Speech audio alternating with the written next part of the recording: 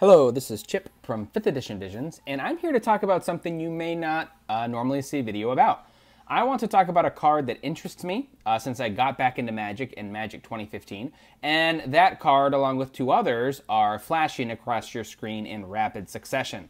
You can pause it to look at those cards individually, but they're not very exciting. They're not going to win you any games, but I just find it interesting to look at these obscure cards and to find connections between cards in Magic the Gathering. So, what are these three cards? Well, when I cracked my first pack of Magic 2015, the first time I had cracked a pack in over a decade and a half, I found this little blue guy, Fugitive Wizard, 1 blue, 1/1, no abilities, just a vanilla 1/1. Arguably one of the weakest creatures you could get, simply because blue is not really a creature-based color. So if you were going to have a 1/1 costing 1 mana, it would be more advantageous to have a goblin or a human soldier, or something in green or black, where you might be able to have some interaction to sacrifice the creature, to pump it, or to go wide. Blue really lacks those abilities. So to have a 1/1 blue with nothing else is really a dud, and you really wouldn't be putting it into your sealed pool unless you might have a trigger with humans, or you are really desperate for another creature. But only people new to the game and interested in learning how to play the game would probably play a Fugitive Wizard. So that made me think, well, gee, are there any other just 1 blue, 1/1 vanilla creatures out there? Because I was curious, because I know Wizards of the Coast makes them, but not very often, and I was curious to know how many. Well, it turns out there are 3. Okay, so the first one that I just discussed was Fugitive Wizard, and that has been published in 8th edition, 9th edition, 10th edition, Magic 2015. And, with not a whole lot of, it's also in Legions. All of them common, nothing particularly exciting about it. But it's a human, so if you had some human triggers, that would be useful. I know human was like a tribe in Shadows over Innistrad, so interesting.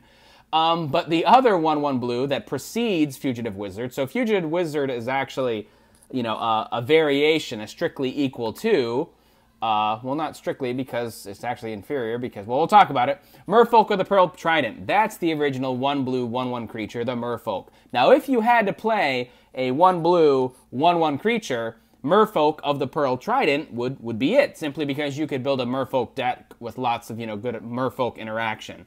You wouldn't put this usually in it if you were building a powerful Merfolk deck, but if you had to, that's where you would stick it. So you could get the Merfolk could help each other out. But anyway, so interestingly, this guy has been in since Alpha. So Merfolk of the Pearl Trident is the original blue 1/1 creature. Now here's the other interesting thing, and this is the third card flickering through your screen. There is one other 1 blue 1/1, and it only has 1 printing ever. Okay, are you ready for it? It's Champions of Kamigawa.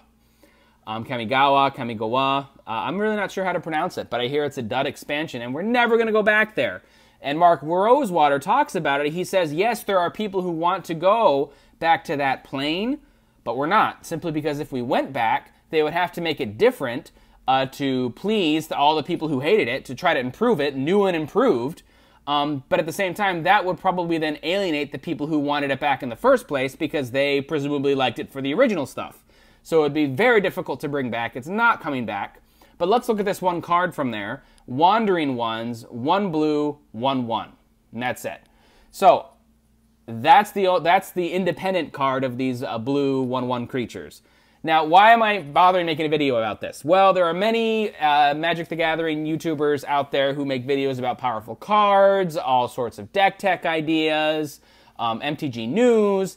I just think this is interesting to filter through the cards, look through Gatherer, look at connections. I did one video on all the two generic 1 white vanilla flyers.